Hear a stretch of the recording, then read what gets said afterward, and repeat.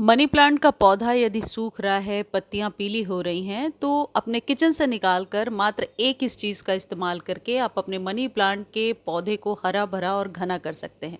बल्कि यूं कहें कि सूखते हुए मनी प्लांट को 1 से 2 दिनों में हरा भरा बना करके रख सकते हैं। 5-6 ज़रूरी टिप्स जो शेयर कर रही हूँ, इसके इस्तेमाल से आप अपने मनी प्लांट के पौधे को सर्दियों में सूखने से बचा सकते हैं।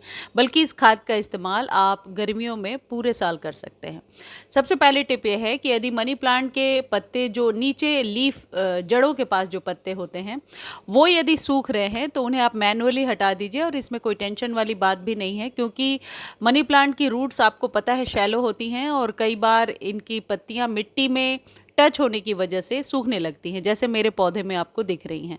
यदि न्यू लीव्स येलोइश आ रही हैं तो उसका ट्रीटमेंट भी आगे मैं आपको बताऊंगी। ये जो ट्रीटमेंट है, ये पीस लिली या एग्लोनिमा या मनी प्लांट की जितनी भी वेराइटीज़ हैं आपके पास, सभी पर इस्तेमाल कर सकते हैं। कई लोगों की क्वेरी आ रही थी कि पीस लिली या एग्लोनिमा के पौधे सूख रहे हैं तो सर्दियों में कैसे ख्याल रखना है।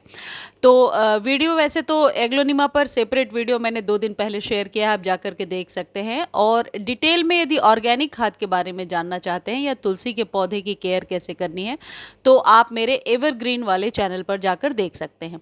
अब जो दूसरी टिप है मनी प्लांट के लिए, वो है फर्टिलाइज़र। किस तरीके के खाद को देना है। सर्दियों में मैं सजेस्ट करूंगी हमेशा ऑर्गेनिक खाद दीजिए।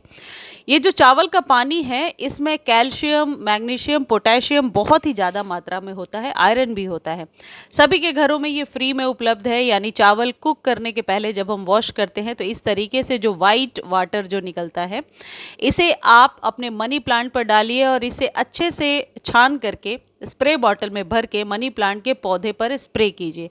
वीक में 1 या 2 बार जब आप ऐसा करेंगे सर्दियों में, और गर्मियों में वीक में 3-4 बार कर सकते हैं, तो आप देखेंगे आपके मनी प्लांट के पौधे पर कोई फंगस भी नहीं लग रहा और सॉइल को अलग से फीडिंग मिल रही है। साथ ही साथ पत्तियां भी बड़ी बड़ी लश ग्रीन निकल करके आ रही हैं। हम सबको पता है कि मनी प्लांट एक ऐसा पौधा है जो ऑक्सीजन रिलीज करता है और इसे हम इंडोर भी रख सकते हैं। तो ये जो खाद है, आप इंडोर जब मनी प्लांट आप रखते हैं तब भी इस्तेमाल कर सकते हैं। और एक चीज़ और है कि ये जो कैल्शियम रिच जो फर्टिलाइज़र मैं आपको बता रही हूँ, इससे मनी प्लांट की नई ग्रोथ लेने में भी मदद मिलेगी। अब दूसरी जो चीज़ है, ये है चाय पत्ती। आप इस फ्रेश टी लीफ की जगह यूज टी लीफ भी ले सकते हैं। घर में चाय बनने के बाद जो चाय पत्ती बचती है, उसे धोकर सुखा लीजिए। एक गमले पर 1 चम्मच का हिसाब लगाइए और इसे रात भर पानी में भिगो कर रखिए।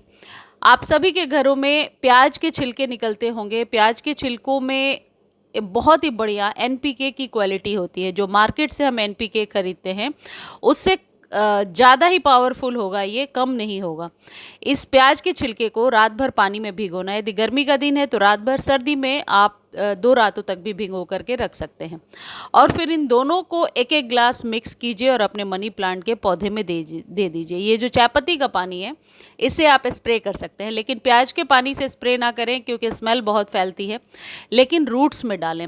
जड़ों में जब इस पानी को आप डालेंगे, आप देखेंगे ग्रोथ तो डबल हो ही रही है। साथ ही साथ यदि फैब में जब आप न्यू मनी प्लांट लगाएंगे और इस पानी को डालते जाएंगे तो ग्रोथ बहुत अच्छी ले पाएंगे।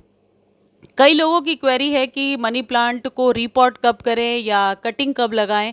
तो इसके लिए आपको रुकना पड़ेगा। बसंत में यानी फैब में और रेनी सीजन में बहुत ही अच्छे से मनी प्लांट की कटिंग को लगाया जा सकता है, बल्कि पानी में भी ग्रो कराया जा सकता है।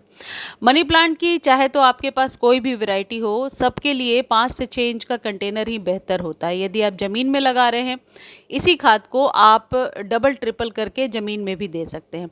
मनी प्लांट की पत्तियां जो ओल्ड हो चुकी हैं, कभी कभी सर्दियों में वो भी येलोइश होती हैं। एक आध पत्तियां येलोइश हो रही हैं तो हो सकता है ओवर वाटर हो रहा हो या पौधे को बिल्कुल भी सनलाइट ना मिल रहा हो।